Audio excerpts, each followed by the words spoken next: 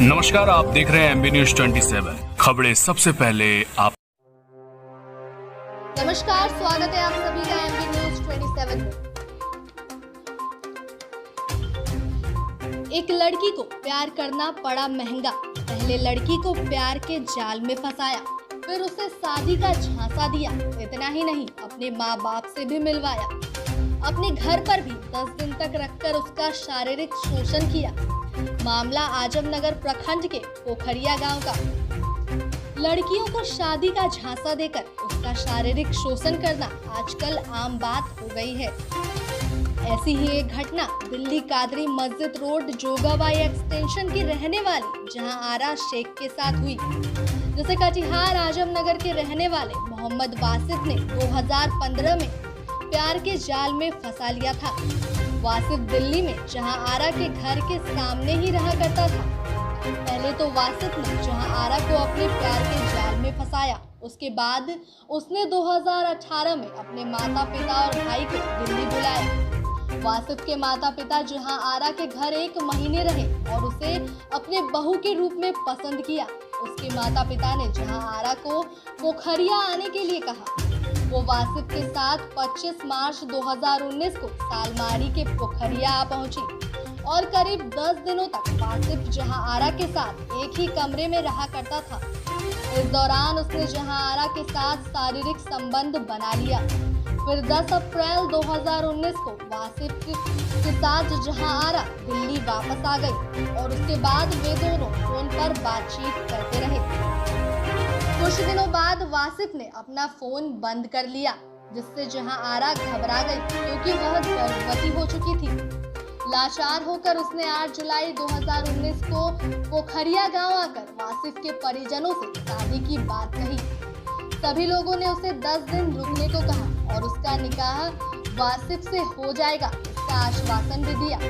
बाद में वासिफ के परिजनों ने जहां आरा से कहा कि मुस्लिम रिवाज में गर्भवती महिला का निकाह कबूल नहीं होता और उससे गर्भपात कराने को कहा। वासिफ इसके साथ इन 10 दिनों में वासिफ इसके साथ फिर से शारीरिक संबंध बनाता रहा और वासिफ के माता पिता ने एक साजिश के तहत जहां आरा को गलत तरीके से दवा खिलाकर उसका गर्भपात करा दिया। कुछ दिनों बाद बहला फुसलाकर उसे वापस दिल्ली भेज दिया, लेकिन पीड़िता को वासिफ के परिजनों द्वारा कोई जवाब नहीं आने पर वो फिर सालमारी पहुंची और सालमारी थाना में लिखित आवेदन दर्ज कराया। लेकिन बाद में पता चला कि पुलिस ने केवल मोहम्मद वासिफ के खिलाफ एफआईआर दर्ज की है। आखिर पुलिस इस मामले को गंभीरता से क्यों नहीं ले रही? जब सभी लोगों के खिलाफ एफआईआर कराई गई तो पुलिस ने केवल वासिफ के नाम पर ही एफआईआर दर्ज क्यों की? अब देखना यह है कि पीड़िता को पुलिस प्रशासन आखिर कब तक न्याय दिला पाती है। आप बने रहिए हमारे साथ और देखते रहिए एमबी न्यूज 27। मेरा नाम आरा शेख है और मैं दिल्ली से हूँ और मेरा घर है 167 आर ब्लॉक, बटला हाउस, जामे नगर, न्यू दिल्ली। मामला बताइए पूरा। मामला ये है कि मैं 2015 से एक लड़का को मैं जानती थी और वो लड़का मतलब मुझे प्रपोज़ किया और मुझसे मैंने उसको एक्सेप्ट नहीं किया। मैंने 1-2 साल तक मैंने उसको टहलाते रहा, लेकिन उसने नहीं माना। उसके बाद फिर आखिर में जब उसने शादी वादी का प्रपोज़ किया तो फिर मैंने उसको एक्सेप्ट किया।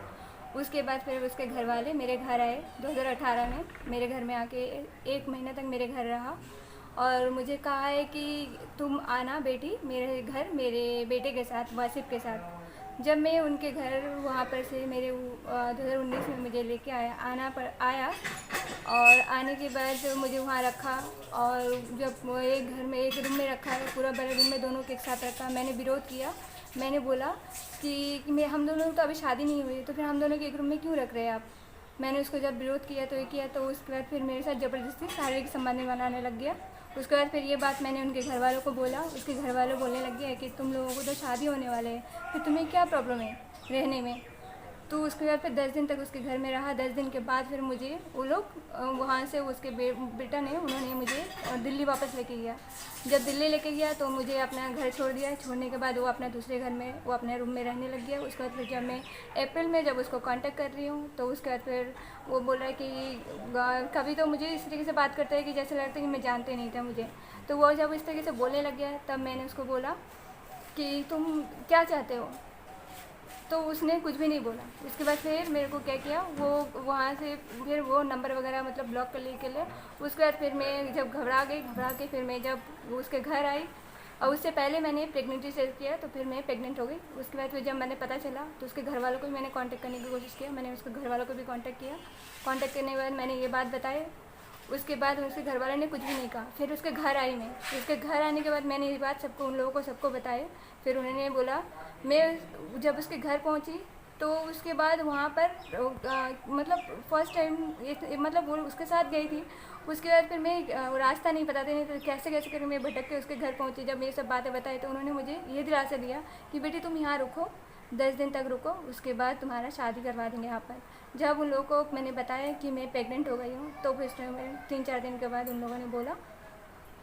उससे पहले तो फिर वही अपने साथ में वो लड़का के साथ मुझे रखा, उसी रूम में रखने के लिए रखा। फिर 3-4 दिन तक उस तरीके से मेरे साथ रिलेशन में रहा। फिर मैंने उन लोगों को घर वाले को बोला कि इस तरीके से मेरे साथ ये हरकतें करते मुझे अच्छा नहीं लगता है। फिर उन्होंने मुझे बोला। ये कितने दिन पहले की बात है? ये 2019 की बात है। और वो लड़के का क्या नाम है? वासी वालों। वो कहाँ रहता है? वो यहाँ पहले तो वो दिल्ली में ही रहता था, अभी वो घर आया है। वो उसका घर पोखरिया में है, वो पोखरिया में उसका घर है और वहाँ रहता है अभी। इसके अगेंस्ट में आपने कहीं कंप्लेन किया था? जी मैंने कंप्लेन किया है। मैंने यहाँ पर थाने में मैंने उसका एफआईआर किया और फिर में मैंने ये वो केस उनके ऊपर ट्रू हो गया, उसके घर वालों के ऊपर ट्रू हो गया था। लेकिन उनके घर वाले के नाम डीएसपी ने उनकी माँ, उनके बाप और उनके भाई के तीनों का नाम छांट दिया उसमें से। तो जब मैंने एसपी के ये आवेदन दिया, एसपी ने जब उन लोगों को बोला तो वो लोग बोल रहा है कि हाँ मैंने वहाँ पर गए, मुझे मिला नहीं, मैं नंबर वगैरह ट्रेस कर रही हूँ, मुझे कोई लोकेशन मिलता है वहाँ जाता हूँ तो वहाँ पर मुझे कोई वो मिलता नहीं है। थाना प्रभारी मुझे इस तरीके से मुझे टहला रहे और मैं बोल रही हूँ लेकिन वो लोग कोई मेरा सुनवाई नहीं हो रहा है। कितने दिनों से आप न्याय के लिए गुहार लगा रही हो? मैं अगस्त से लगा रही हूँ। कहाँ गए थे न्याय के गुहार लगा? मैं इसके लिए मैं पहले तो मैं थाना में गई। थाने में जाके वहाँ पर जब ये मामला को जब बोला तो वहाँ से मुझे टहला दिया। उसके बाद फिर मैं डीएसपी के पास गए। डीएसपी से थाना यहाँ आजमनगर पड़ता है और ओपी सलमारी पड़ता है। तो सलमारी ओपी से वहाँ पर जाके मैं थाना पटवारी से मिले और फिर वो उसके बाद फिर डीएसपी के पास गई, एसपी के पास गए। तो तब से लेकर अभी तक मैं भटक रही हूँ लेकिन मुझे कोई न्याय नहीं मिल रहा है। MB News 27 बोलिए। मैं एक बात और बताना चाहती हूँ। जैसे न्यायालय से उसका बेल रिजेक्ट हो गया है और तब भी मतलब ये थाना पटवारी और डीएसपी वगैरह को मैंने सबको बताया लेकिन तब भी वो लोग कोई गिरफ्तार नहीं कर रहे। MB News 27 के माध्यम से आप क्या चाहते हैं बोलना? मैं MB न्यूज़ चैनल में जो इसलिए आई हूँ ताकि मैं यही चाहती हूँ कि जो मेरे साथ में जो अगस्त से जो मैं भटक रही हूँ और मुझे अभी तक न्याय नहीं मिला है और मैं नए इसमें आई हूँ ताकि मुझे न्याय मिले। चे दीजिए। आप नाम? मेरा नाम जहारा शेख है और मैं दिल्ली से आई हूँ और मैं न्याय चाहती हूँ।